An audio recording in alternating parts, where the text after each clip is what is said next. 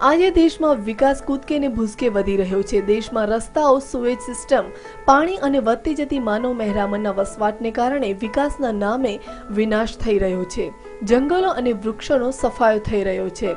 સરકારી કામોમાં આજે વિકાસને વેગવંતો બનાવવા, રસ્તાઓ પહોળા કરવા, વીજળીના સ્તંભો સ્થાપવા, બાંધકામ અને કારખાના સ્થાપવા સતત અને સંખ્યાબંધ લીલાછમ વૃક્ષોનું નિકંદન થઈ રહ્યું છે। તેવામાં આજે સરકાર દ્વારા હૈદરાબાદ ખાતે એક નવતર પ્રયોગ હાથ ધરવામાં આવ્યો છે, જે અંતર્ગત એક અદ્યતન મશીન વિકસાવવામાં આવ્યું છે, જે તે વૃક્ષોને તેના મૂળિયા સહિત ઉખેડીને અન્ય જગ્યાએ રોપી દે છે। આવો જોઈએ કઈ રીતે આ મશીન કાર્ય કરી રહ્યું છે।